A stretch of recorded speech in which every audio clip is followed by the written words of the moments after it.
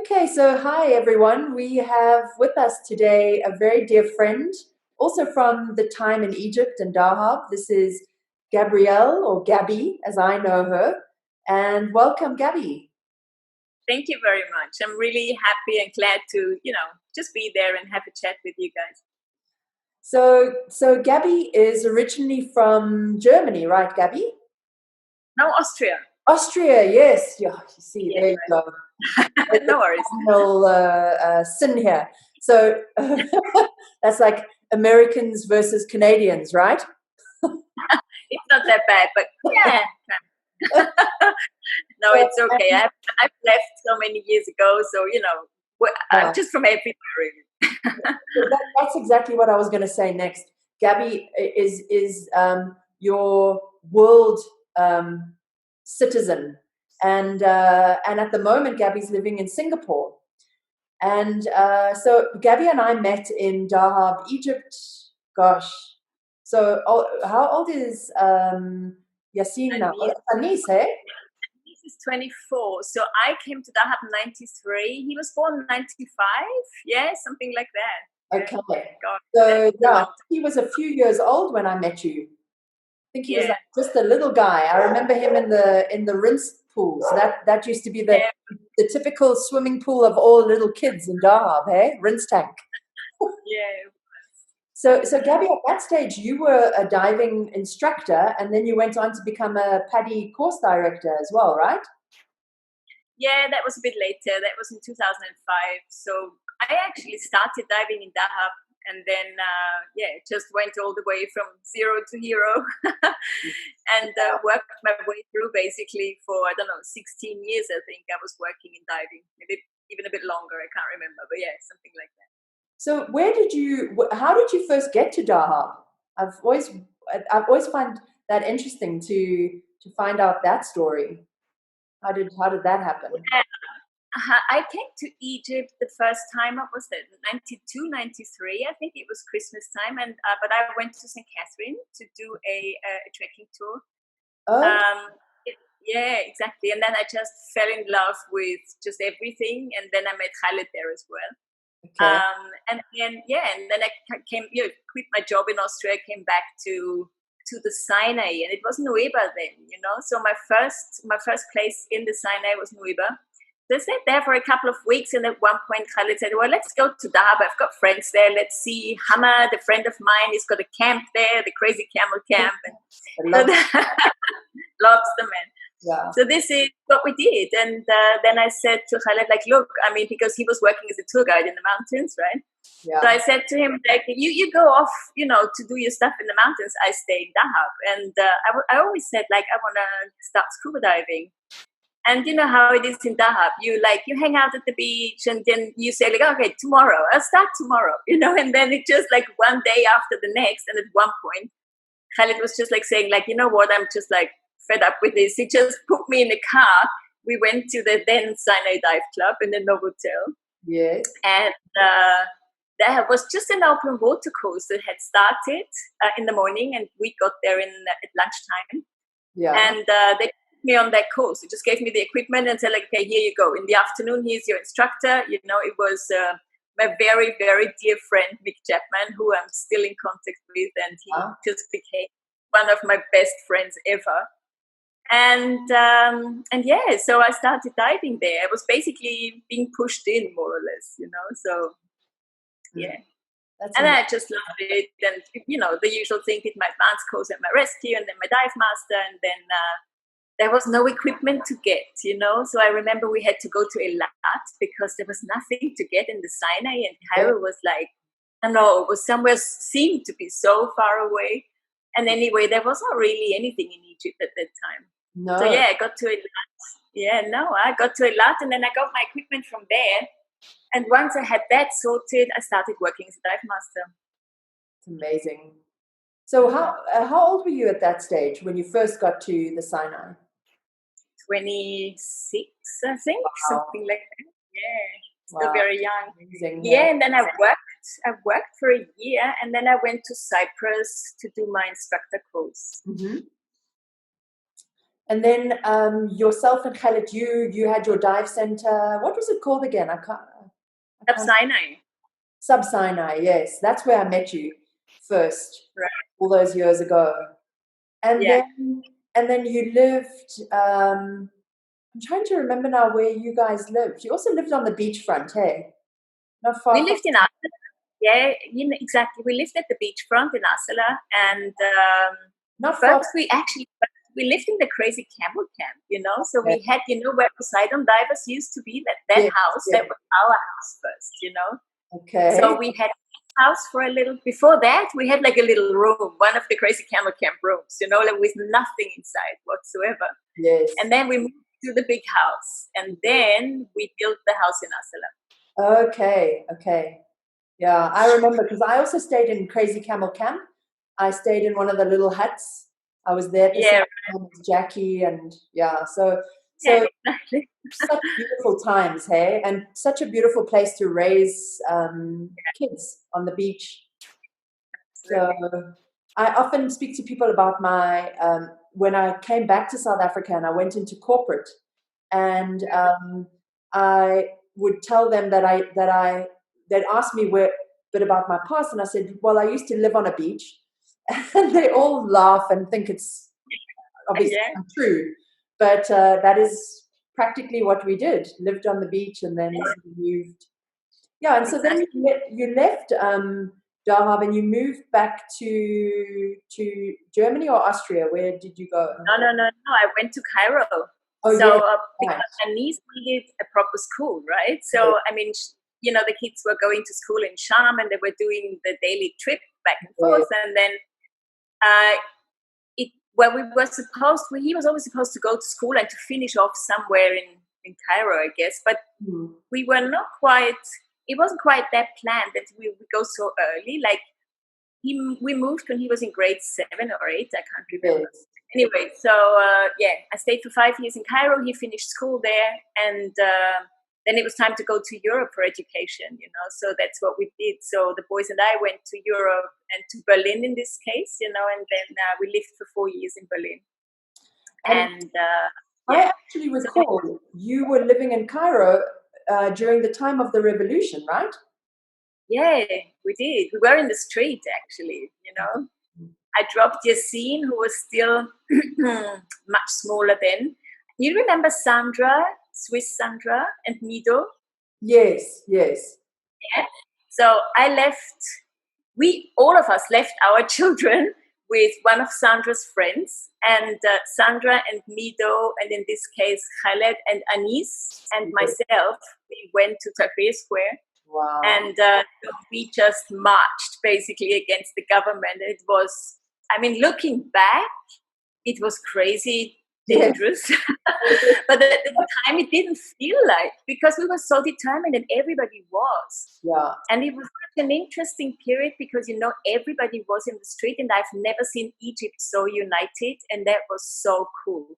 Absolutely. So rich people, poor people, any kind of, like, everybody, was there and just supported each other. And that was so great to see. But at the same time, I said to Anis, like, Anis, you know what? If all these crowds start running backward, just, hide somewhere in a doorway or just lie under a car, because they will just run you over. There were so many people in the street, and it was just, the whole atmosphere was just loaded, And then there was like tear gas being fired, and a man next to me, I remember, got shot in the leg, and it was dangerous. Yes. But it didn't feel like it at all. But I think, and then we had lost Sandra and Mido on the way, and so, everybody kind of lost each other because it was just a crazy situation, really. That's amazing. What a memory, hey? What a thing to have been a part of.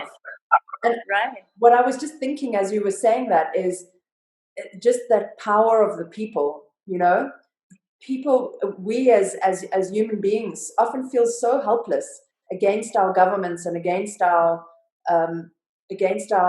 rule and the systems we're in, but actually we have so much power when we unite. And that's the thing we always forget. So then how did you, did you do yoga in Dahab? I think you already started your practice Yeah. then. No, I started my yoga journey when I was still living in Vienna. That was before I even came to Egypt, actually. Okay. So, because when I have finished my studies to become a teacher, I started a second part of university, and I studied cultural anthropology and comparative religious sciences and philosophy. And within that, we had like a few really cool guest teachers from India. Mm-hmm. And so I did a few seminars there, and this kind of, started me going with this kind of idea of yoga and meditation and what it's all about, and like, again, the whole philosophy behind it. And then I did a lot of Buddhism stuff as well at uni, because I could just combine, with cultural anthropology. You're very open. You were then at Vienna University. You're very open to kind of pick the things that you like and that fit into your field. Yes. So I did that. And and then I went to, one of the moms of my children at school, she was a yoga teacher at the Shivananda Center. Oh, wow. And she said, well, why don't you come? And that's what I did. And this is where I started my yoga journey at the Shivananda Center in Vienna. Amazing. And of course, loved it, and just carried on. Basically, wherever I was, there was always yoga as well, That's different the amazing thing is that yoga is sort of like, even on my journey, I actually did my first class in London in my early 20s, and it sort of followed me throughout the journey as well. And wherever you ended up, there was always yoga. There was always someone teaching. So where did you do your teacher training, and what style of training did you do? Well, the thing was, because I started with Shivananda, as we just had to take, basically, because in Dahab, there was not much choice. I mean, here in Singapore, you've got like a choice of basically really everything, and it was the same in Berlin.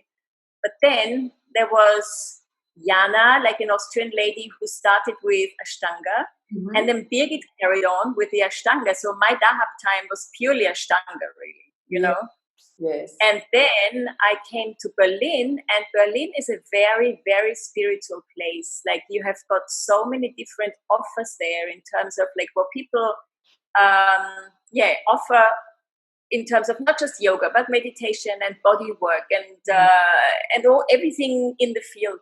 Yes. So I did lots of different stuff there, and I did like a 1-year training there as an integral life. It's called the Integral Life Teacher Training, which is kind of a coaching using embodiment, meditation, different ways through the body to kind of coach people and to help them along the way. So I did that, and I started Forrest Yoga because a friend of mine did his yoga teacher training in Forrest Yoga, and then I really love that, So I don't know, have you ever done before Forrest Yoga? I don't know much about it, and in fact, I didn't even know it existed until I moved back to South Africa, and we've got a center in Johannesburg that teaches Forrest Yoga. So I've been doing a little bit of research about it, and I know that there's a couple that are very well known in the Forrest Yoga world. And I think it's this guy and his wife, and they're covered in tattoos, and I'm not sure exactly where they're from. And I saw they were coming to South Africa to do a seminar here. I'll have a look and I'll let you know. But I would love to try it. Yeah, sounds amazing. So now I guess that's Anna, because Anna Forrest, she's the founder of that style. And she's that lady, and her partner, Jose, I think he's called. Yes, exactly. That's them. That's them coming here. So they started this whole thing. And what really fascinated me with that is the shamanic element that's in there. So she combines basically Native American philosophies and traditions with the Indian philosophies. And this is something that is very close to my heart, because I'm so close to nature, and I think the connection people like Native American people have to the earth is just very special. So to put this into yoga and to start like every yoga lesson off with a ceremony where you really read the four directions, you know, and you kind of invoke the spirit. So I think this is something really nice. And again, it's just another aspect, you know, of, or in addition to what the Indian traditions give, you know. Yes, that's beautiful. Oh, yeah. You've really Yeah. sparked my interest now to go and Yeah, into Forrest Yoga. it's really cool. Wow. Yeah, so I did in Berlin, and then I was thinking like, well, I should be actually doing my teacher training in Berlin, but then I don't know, I was never quite sure how long I would stay there. Yes. So I didn't really want to go into some kind of 2-year program, and most of them are offered like that. At the same time, I just couldn't take a month off to go to India because I had my children, you know. Yeah. And Exactly. and it was only me, so I'm a single mom, so which means like, you know, I just had to be there. Yes. So yeah, and then I came to Singapore, and then I thought like, well, I'm going to be here at least for 3 years because my contract goes for 3 years. Yes. And I'm doing my yoga teacher training now. Wow. So this is what I did then. So I did the actual training. No, before that, before that I did a yin yoga teacher training in Berlin. Okay. Because that was like a continuing education program for yoga teachers. But I went to the teacher and I said like, look, I'm really interested. And I was like a regular in her classes as well. And she said, well, just come along, you know. So I did my yin yoga teacher training before I did my actual teacher training. Actually, a lot of people are doing that now because it sort of gives you that taster, and then that it's actually something that you'd really want to do. Because what I found and what I learned of my teacher training, so I went to India to do mine, and a lot of people that go through that month intensive actually never end up teaching, because it's just, you know, I think, and again, you're a teacher, so to teach something is actually, I think it's a calling as well. So to practice and to teach, they're two very different things. But no, absolutely. Are you teaching in a studio in Singapore? In any? Well, I am officially not allowed to teach here in terms of like making money out of it. So I'm teaching in the studio, and I'm just supporting people, you know. So which means like exactly right now anyway, there is like they're having a really tough time, right? So I just jump in whenever they need me. I've got like usually between 2 to 3 classes a week that I teach. And I'm super happy to support them because it's a lovely community, and it's just a really, really nice studio as well. Wonderful. And then I teach on a Sunday morning in the Botanic Garden. Well, before the whole thing kicked off, we are doing like a community class. You know, Singapore is like many other places, rich places. They've got lots of people from, in this case, from Indonesia that work as helpers in private households, and they cannot afford to go to a studio. Yes. So we are a group of yoga teachers, and we are doing every Sunday morning. We're doing a class for them, with them, and it became such a great thing because these ladies are just incredible. I really like them a lot, and there's different people that came in as well because they saw us practicing in Botanic Garden, and then they were like, "Oh, can we join?" And I'm like, "You're welcome," you know. Yeah. So people come and go, and sometimes there are travelers just passing by and, you know, joining class. And so anyway, there is like a core group now, and then there is, you know, many others that come and go around. Yeah. Oh, wonderful. So that's the beauty of yoga for me as well. Is your sort of karma yoga and that giving back. So we also do that at Small Space. We give a community session every month in our local park, which is also now, due to the coronavirus, been stopped. But hopefully that will be the first place we go back to, because I'm sure being outdoors, surely we can continue doing social distancing and teach yoga outdoors. Yeah, exactly. And it's lovely there. I mean, 8 o'clock in the morning in the Botanic Garden in Singapore is just like, you know, you've got all the exotic birds around you, and it's just absolutely stunning. I love it. So you really nice. You're really making me want to get to Singapore. If ever we can. Yeah, actually. Hey, on an airplane. Absolutely. Whenever we're allowed to travel again. Yeah. So Gabi, what is the lockdown regulations like in Singapore? We actually had a brief chat before we started the interview, and I told you that what it was like in South Africa. Maybe you can share with our viewers what the lockdown is like in Singapore. Well, we started off with basically no cases, or very few anyway. And then, everybody was in Europe locked down. And I always thought, like, wow, we are so lucky here because, it's been going very easy on us and nothing much was happening. But then the problem was that the infections were going like much higher, the numbers were going up. So right now we are in our 7th week of lockdown, I think. Lockdown meaning we are allowed to go out to exercise. There is no limit on time. So if I wanted to, I could stay out all day. But of course it's way too hot, Yeah. So, and we're allowed, of course, to go outside and do our shopping and stuff. But again, it has to be with social distancing, not allowed with anyone. We're not allowed to really meet anybody. Yeah. And of course, we have to wear a mask. And what else? Yeah, I mean, 2nd of June is our date. Kids go back to school. And there will be, Singapore has now implemented 3 phases in how they are opening up. So phase 1 will be like maybe a few more shops will be opening up, just like very slowly. Yes. Phase 2, I think, will be from, what was that, 1st of July. This is when yoga studios and gyms and all these places can open up again. So everybody's still on Zoom. We're still like not allowed to together and do yoga together. And phase 3 is basically what they said is until we find a vaccine. So this will be phase 3, whatever that means. I've got no idea. Wow.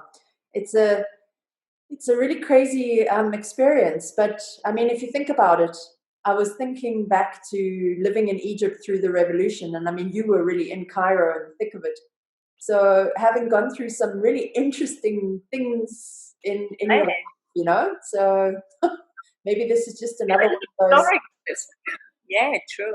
Yeah. So it's been so beautiful chatting to you, and I'm so excited to do your class.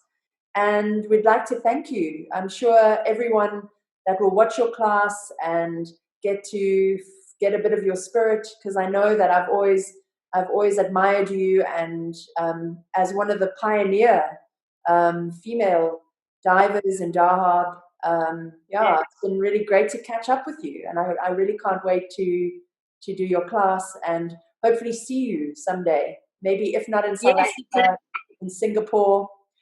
Speaking of South Africa, have you been to South Africa? No, I haven't. Oh. I've been halfway to Uganda. So I made it until Uganda. But it's one of the places I really want to go again. I'm such a nature lover. So I think, I'm sure I'll love it there. You know that if you ever come to South Africa, you have a place to stay. I'm very close to the airport. And I'll make sure that for the portion that you're in the big, bad city of Johannesburg, you'll be taken care of. Well, thank you so much for that. So much for sharing your yoga and your love of yoga with us. Yeah, for sure. Thank you so much for having me. And just everyone stay safe. And let's keep practicing. Yes, exactly. Thank you so much. Absolutely.